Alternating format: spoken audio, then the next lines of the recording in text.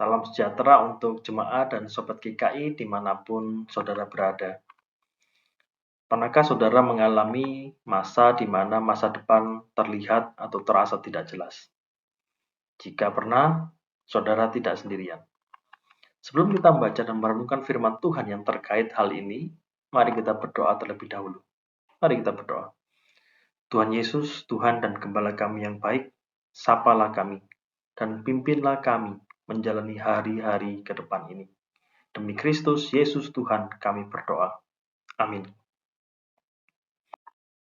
Mari kita baca bersama satu bagian firman Tuhan yang terambil dari kitab Keluaran pasal yang ke-32 ayat yang pertama. Demikian firman Tuhan. Ketika bangsa itu melihat bahwa Musa mengundur-undurkan turun dari gunung itu, maka berkumpullah mereka mengerumuni Harun dan berkata kepadanya, "Mari, buatlah untuk kami Allah yang akan berjalan di depan kami. Sebab Musa ini orang yang telah memimpin kami keluar dari tanah Mesir, kami tidak tahu apa yang telah terjadi dengan dia." Saudara, bangsa Israel mengalami masa depan yang tidak jelas. Tidak jelas karena Musa tidak segera turun dari Gunung Sinai. Mereka tidak tahu apakah Musa itu masih hidup atau sudah mati. Bangsa Israel mengalami masa depan yang tidak jelas. Ketika masa depan tidak jelas, ketika kita menghadapinya, apa yang perlu kita lakukan? Belajar dari firman Tuhan hari ini, ada beberapa prinsip yang perlu kita ingat ketika kita menghadapi masa depan yang tidak jelas. Prinsip yang pertama ketika kita menghadapi masa depan yang tidak jelas adalah jangan mengandalkan manusia. Saudara, bangsa Israel berkata demikian, sebab Musa ini orang yang telah memimpin kami keluar dari tanah Mesir. Perhatikan apa yang bangsa Israel katakan. Musa yang telah memimpin kami. Saudara, mereka lupa bahwa yang memimpin mereka keluar adalah Tuhan sendiri. Jika Tuhan tidak mengadakan tanda-tanda dan mujizat, apakah Musa sanggup mengadakannya? Tentu tidak mungkin. Saudara, bangsa Israel sangat mengandalkan manusia. Mereka sangat mengandalkan Musa. Ini adalah hal yang tidak benar karena mereka sedang mengandalkan manusia. Dan mereka lupa dengan Tuhan yang sebenarnya sudah memimpin mereka. Bukankah mengandalkan manusia tidak jauh berbeda dengan menyembah berhala? Firman Tuhan yang lain mengatakan demikian. Terkutuklah orang yang mengandalkan manusia, yang mengandalkan kekuatannya sendiri, dan yang hatinya menjauh dari Tuhan. Yeremia 17 ayat yang kelima.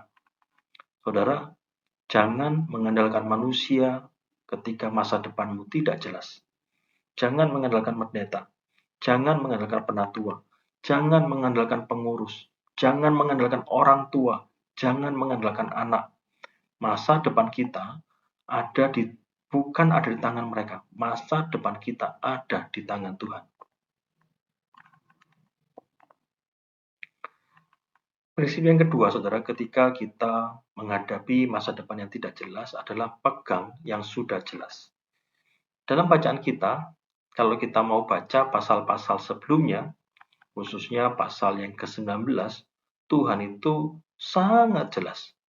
Tuhan itu sudah menyatakan dirinya kepada bangsa Israel dengan sangat jelas. Bahkan Tuhan sendiri sudah berbicara langsung kepada bangsa Israel dan mengucapkan 10 hukum yang terkenal itu.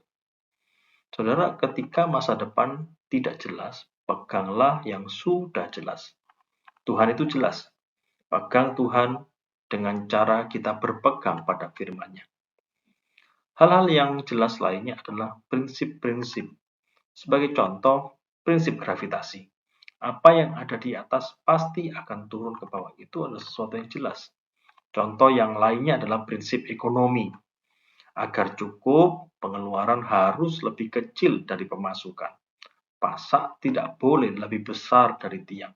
Ini jelas, ini prinsip. Maka perhatikan gaya hidup kita. Jangan hanya karena ingin dipuji manusia atau ingin dipandang manusia, kita tidak mengatur baik-baik pengeluaran dan pemasukan kita. Prinsip yang ketiga adalah jangan mengambil jalan pintas. Saudara, bangsa Israel ketika menghadapi masa depan yang tidak jelas, mereka membuat kesalahan. Mereka mengambil jalan pintas. Mereka mengambil jalan pintas dengan datang kepada Harun. Atau lebih tepatnya, mereka memaksa Harun. Karena mereka jauh lebih banyak jumlahnya ketimbang Harun. Bangsa Israel memaksa Harun untuk membuat Allah bagi mereka. Atau yang lebih tepat, berhala. Untuk menggantikan Tuhan. Perbuatan memaksa ini adalah perbuatan mengambil jalan pintas. Apa yang dapat kita jadikan contoh orang yang mengambil jalan pintas?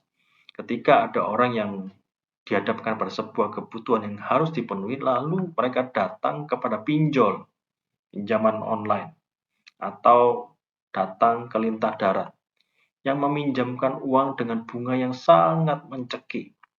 Yang saya tahu bunganya itu bisa sampai 30% per bulan, bukan per tahun. Sudah bisa membayangkan betapa jahatnya itu, betapa mencekiknya itu. Maka mari kita doakan para lintah darat ini bertobat. Saudara, jangan mengambil jalan pintas. Terkadang kita memang bisa gelap mata ketika ada masalah di depan kita. Dan ketika kita gelap mata, biasanya kita cenderung mengambil jalan pintas. Mengapa kita gelap mata? Karena mata kita tertuju kepada masalah. Tetapi ketika mata kita tertuju kepada Allah, kita dapat melihat dengan lebih jernih. Sebagai ilustrasi, saudara, saat kita berada di dalam sebuah mall, kita kadang bisa lupa waktu. Ini masih siang atau sudah malam, karena kita tidak melihat matahari atau bulan. Tapi meskipun kita tidak melihat matahari atau bulan, kita tahu, kita yakin di luar sana ada matahari, di luar sana ada bulan. Bukankah Tuhan kita lebih nyata daripada matahari dan bulan? Maka teruslah arahkan hati dan diri kita kepada Tuhan, agar kita tidak gelap mata, agar kita tidak mengambil jalan pintas. Saudara, ketika masa depan tidak jelas, jangan mengandalkan manusia. Pegang yang jelas dan jangan ambil jalan pintas. Bersama saya, Pendeta Esra dari GKI Pragulan Bunder, kiranya Tuhan memimpin setiap langkah kita ke depan. Amin.